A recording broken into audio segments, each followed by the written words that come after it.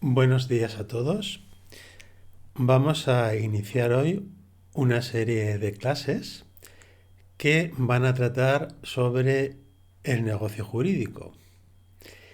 Pero para poner estas clases en su contexto, tenemos que recordar que el negocio jurídico es una institución que está relacionada con el principio de autonomía privada. El principio de autonomía privada, ya lo vimos en su momento, significa el reconocimiento a la persona de la posibilidad de gobernar su propia esfera jurídica. Es un principio que tiene clarísimas implicaciones constitucionales en cuanto que tiene su fundamento en el valor superior del ordenamiento jurídico consagrado por la Constitución, que es el valor de libertad, y también es un medio al servicio del principio constitucional de libre desarrollo de la personalidad.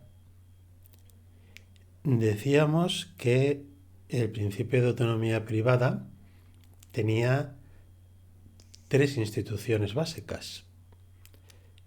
En primer lugar, el derecho subjetivo. En segundo lugar, el patrimonio. Y en tercer lugar, el negocio jurídico.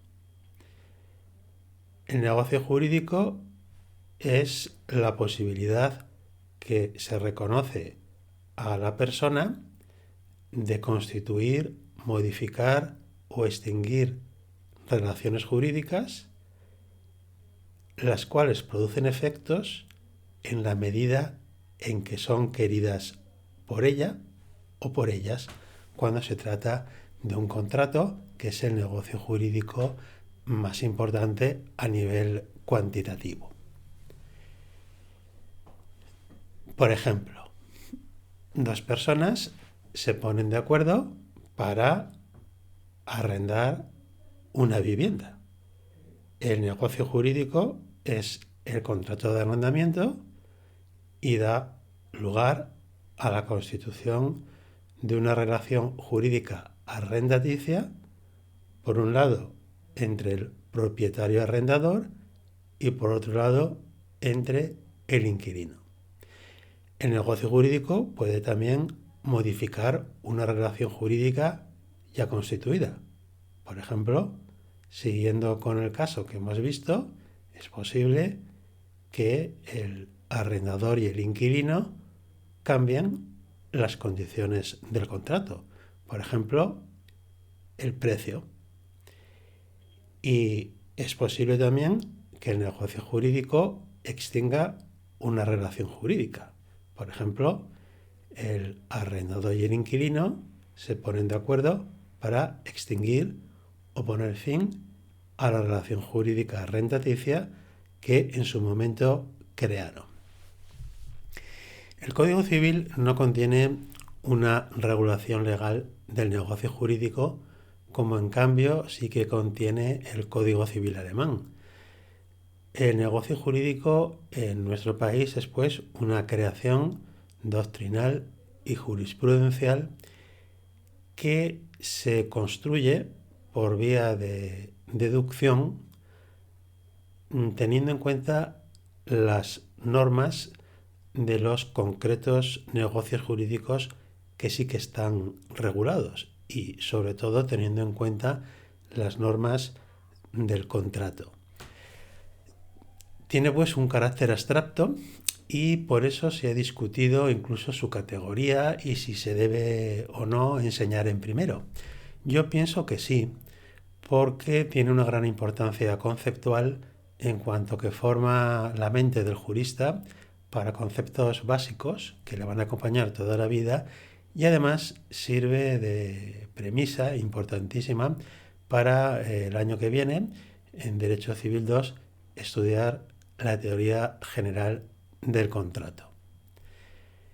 Entonces, el negocio jurídico, que digo que es una abstracción, gira en torno a la existencia de una o varias declaraciones de voluntad que constituyen, modifican o extinguen relaciones jurídicas a las que el ordenamiento jurídico concede efectos porque son queridos por las partes. Por eso es una institución al servicio de la autonomía privada.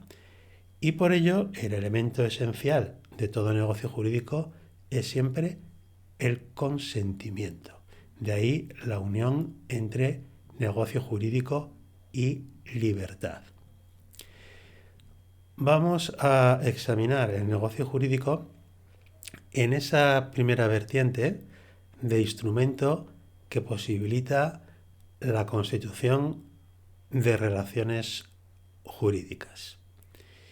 Cuando las partes quieren satisfacer una necesidad, pueden elegir el concreto negocio jurídico con la cual la satisfacen. Por ejemplo, quien quiere tener cubierta la necesidad de vivienda puede elegir, si se lo permite su patrimonio, comprar una vivienda o bien arrendarla. Y no solo puede elegir el tipo de negocio jurídico que le interesa, sino que también puede pactar, de acuerdo con la otra parte, las condiciones que tenga por conveniente. Si es una compra-venta, pues por supuesto las cualidades que tiene que tener la vivienda, el precio que se ha de pagar por ella, cuándo, cómo. Por lo tanto, existe una libertad para elegir el tipo de negocio jurídico y también para pactar su contenido. Esto es claro en el contrato. En cambio, en otros negocios jurídicos no es posible, porque en ellos la autonomía privada juega con menor intensidad. ¿Por qué? Porque son negocios jurídicos que dan lugar a la constitución de un estado civil. Y estoy pensando básicamente en el matrimonio. Las partes son libres de casarse, es decir, de celebrar un negocio jurídico matrimonial. Pero en cambio, lo que no pueden hacer es determinar los derechos y obligaciones que entre ellas hace surgir el matrimonio, porque esto está determinado por ley y no puede ser modificado por los contrayentes. Así, yo soy libre para casarme, pero si me caso asumiré unas obligaciones legales que son iguales para todo tipo de matrimonio: convivencia, fidelidad, ayuda, auxilio mutuo. En cambio, como decíamos, en el contrato, que es el paradigma de negocio jurídico, porque es el que cuantitativamente es más importante.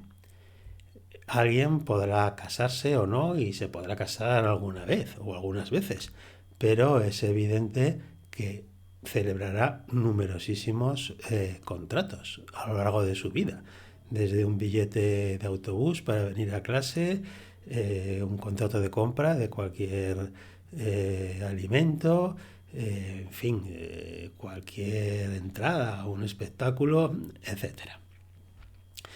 Pues bien, hay un principio clave en relación con el contrato y el principio de autonomía privada, que es el artículo 1255 del Código Civil. ¿Qué dice este precepto? Dice que los contratantes pueden establecer los pactos, cláusulas y condiciones que tengan por conveniente, siempre que no sean contrarios a las leyes, a la moral ni al orden público. Libertad, por tanto, para determinar el contenido del contrato, es decir, los derechos y obligaciones que de él surgen para los contratantes, pero esta libertad no es absoluta, sino que debe ajustarse a una serie de límites: las leyes, la moral y el orden público. Cuando hablamos de leyes, ustedes ya han estudiado que hay diferentes tipos de leyes. Y por lo que aquí nos interesa, tenemos que distinguir entre las leyes imperativas y las leyes dispositivas. ¿Qué son leyes imperativas? Son aquellas sobre las cuales no caben pactos, es decir, que las partes no pueden derogarlas, sino que son de obligado cumplimiento, es decir, de observancia debida, con independencia de la voluntad de las partes de sujetarse o no a ellas. Y luego están las leyes dispositivas, que son leyes que sí que pueden ser modificadas o derogadas en las concretas relaciones jurídicas contractuales por voluntad de las partes. Lógicamente, en el derecho civil español, que es un derecho de inspiración liberal, la mayoría de las normas tienen carácter dispositivo y solo tendrán carácter imperativo aquellas en las que expresamente así se diga, porque se considera que están, por ejemplo, al servicio de la protección de una necesidad básica y también en beneficio de una de las partes que en la economía contractual se considera la parte débil del contrato. Un ejemplo típico es en el arrendamiento urbano la norma que establece prórrogas forzosas obligatorias para el arrendador hasta llegar a las 5 anualidades. ¿Esto qué quiere decir?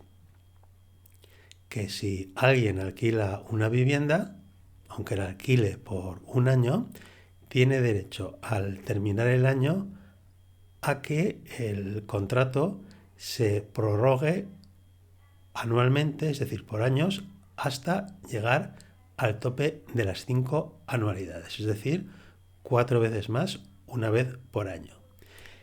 Es esta una norma que claramente le beneficia, una norma imperativa, un beneficio que el ordenamiento jurídico concede al inquilino y al que, según la propia ley de arrendamientos urbanos, no se puede renunciar.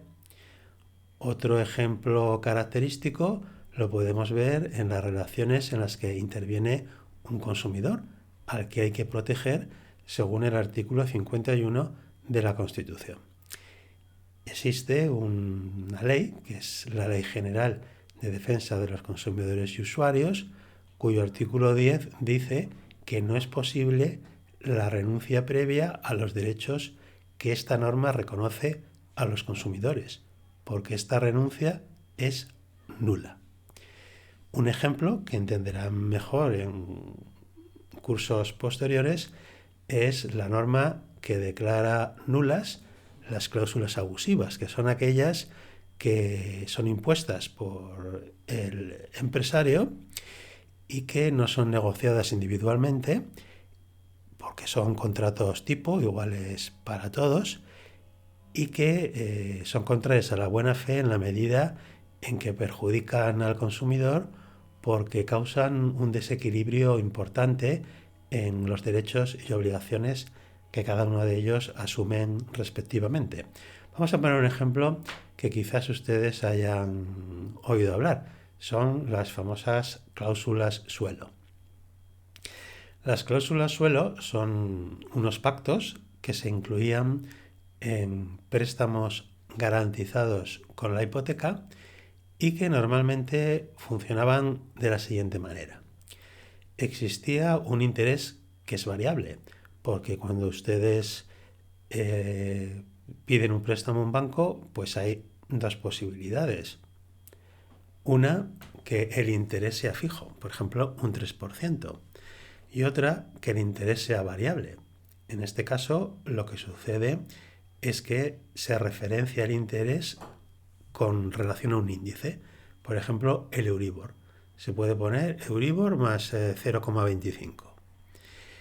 Entonces, ¿cómo funciona la cláusula suelo? Que va acompañada normalmente de una cláusula techo. Pues establecen un tope máximo y un tope mínimo. Un tope máximo según el cual, por mucho que varíe el Euribor, siempre existe un máximo que no puede sobrepasar. Me refiero a la cuantificación del interés. Y por otro lado, y esto es la cláusula suelo, existe también un tope mínimo por debajo del cual no se puede reducir el pago de los intereses, y ello por mucho que baje el índice de referencia, el Euribor. Claro, vista así, esta cláusula parece que beneficia a ambas partes, al banco y al cliente, pero no es así, porque el tope máximo era muy alto y jamás el Euribor lo superaba. En cambio, el tope mínimo que se establecía era tal que el Euribor sí que lo rebasaba por debajo.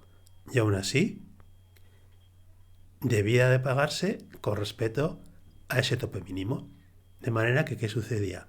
Que estas cláusulas a quien favorecían era al banco, porque se garantizaba que nunca debiera pagar o recibir intereses por encima de un tope superior que era inalcanzable. Y en cambio se garantizaba un mínimo cualquiera que fuera la variación a la baja del Euribor, que durante años pues bajó muchísimo porque los intereses eran bajos. Eran cláusulas abusivas y hoy en día, tras una reforma del 2019, así se consideran expresamente y son nulas. Nos hemos referido a el primero de los límites que establece el artículo 1255 a la autonomía privada en el ámbito del contrato.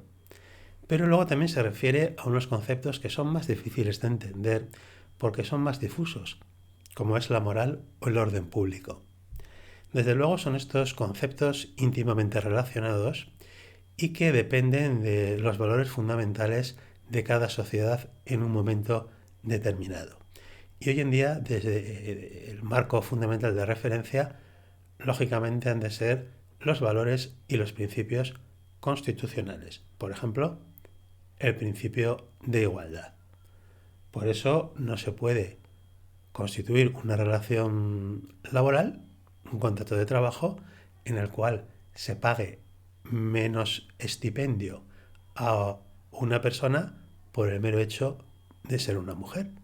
Esto expresamente ya lo contempla así el Estatuto de los Trabajadores, porque muchos de los principios constitucionales, aunque sean directamente aplicables en las relaciones entre particulares, porque nuestra Constitución tiene una eficacia directa y no solo programática, sin embargo han sido recogidos por leyes orgánicas. O, por ejemplo, sería también nula una estipulación que impidiera a una persona a la que tienes contratada casarse, porque esto iría contra el principio de libertad nupcial y contra el derecho fundamental a contraer matrimonio. Pero en realidad este principio de igualdad y el orden público constitucional no solo limita la autonomía privada al tiempo de constituir relaciones jurídicas, sino también al tiempo de extinguirlas. Por ejemplo, no se puede despedir a un trabajador por el mero hecho de ser una mujer.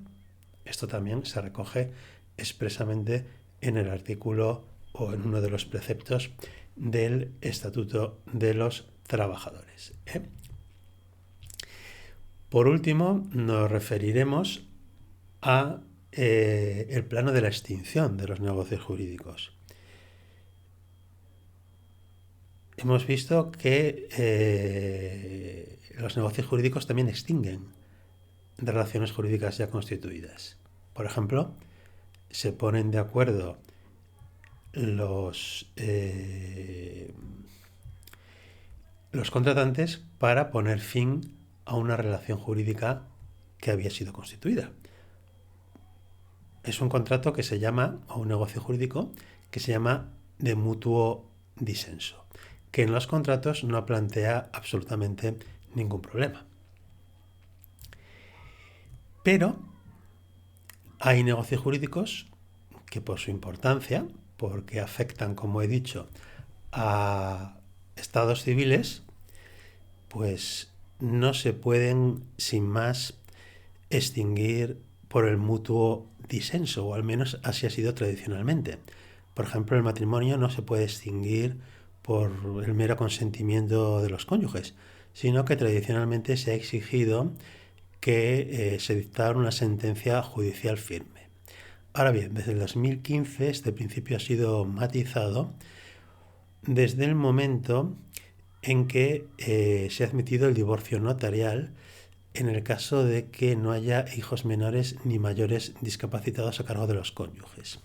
En este caso, y solamente en este caso, sí que se permite la extinción del matrimonio mediante un divorcio que no tiene que ser judicial, sino que basta con que se refleje en una escritura pública notarial. Para una mayor profundización de esta materia, pues me remito al Manual de Derecho Civil 1, coordinado por mí, en Tirant lo Blanc, y concretamente a las páginas 175 y siguientes. Muchas gracias.